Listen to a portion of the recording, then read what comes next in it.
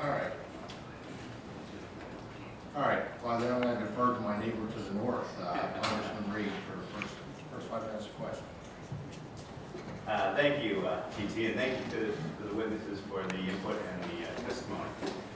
As I travel here today, I always enjoy the opportunity to talk to people on the front line that are impacted by the issues that we're discussing and testifying to. So I want to start my questions or seek input from you, Commissioner Whelan and Commissioner Coolidge, as representatives of the people that are directly impacted by this this issue and the development of natural gas in your area. So I would ask each of you, we'll start with Mr. Whelan, to offer from an individual's perspective that you represent, what have been the positive impacts, what have been the negative impacts, and what would you offer to me as a New York representative to bring back to say what did you learn from that we could take and not have to go through the learning curve on our own. Mr. Whelan? Well, at the county level, I would strongly suggest that your counties and York State form their own task force. One thing I have learned through this process in the last going on 6 years now is that each county is different. Each county is impacted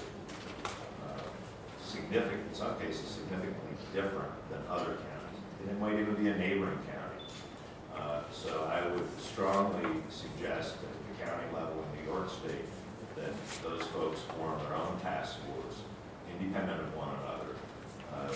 Commissioner Coolidge mentioned that we do have a state task force, the County Commissioners Association of Pennsylvania. That's fine.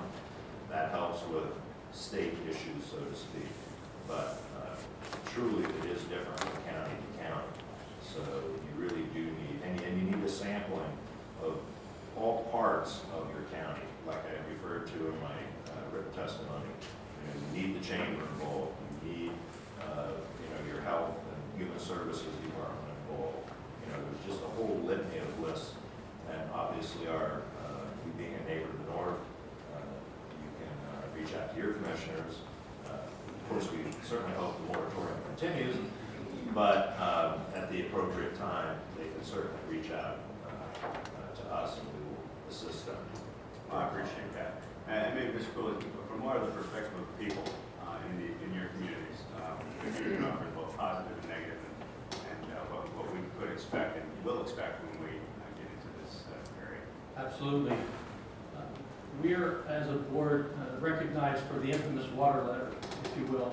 At the Commissioners meeting, we announced through the Board of Commissioners that we were opposite of the suggestion you would drill into the aquifer for the purpose of fracking. And that was a directive from the public, protect the water. Shortly after the meeting, we received calls from every regulatory group that could communicate with us indicating you don't have the right. And they were correct. We don't have a right, a policy, or a resolution, but we do have a responsibility. And so to the side of what we were, when you talk about a negative, it's about protecting the water. There has been some methane migration. Actually, there's been methane migration from the 30s. That's a natural occurring. But can we do a better job of controlling that negative in regard to the drilling? The answer is yes. 3D has brought forward the ability to identify the encased or entrapped methane. All right, that's a positive. The other part of it is the slowdown in the drilling currently, and this is in regard to that communication I shared in my presentation. When you have a chance to talk directly to the personnel that are operating in your communities or in your county, the answer will be, if asked, have we matured? And the answer is an absolute yes.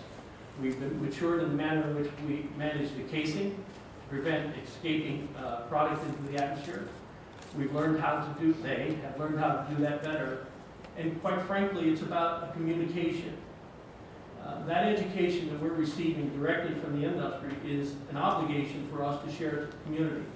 We indicated as a Board of Commissioners, we will not defend nor communicate on behalf of the industry, but with your assistance, we'll communicate the accountability. Positive also is the businesses, and Mr. Blair is here from Tioga County Development Corporation. He can enunciate the percent of unemployment rate is positive. Negative would be traffic. We all learned how to do that, but with a dialogue with the industry, how to regulate that during certain times of the year. It's about a cooperation in the spirit of interest on behalf of both parties. And the impact fee, I can't step away without speaking about the impact fee. Every time we turn a corner, whether it be emergency services, homelessness, human services, healthcare, the impact fee does not come out of yours and my pocket. It comes from a direct result of the industry being present in the community. It is under the Act 13 categories. You invest it in those 13 categories, we'll do good.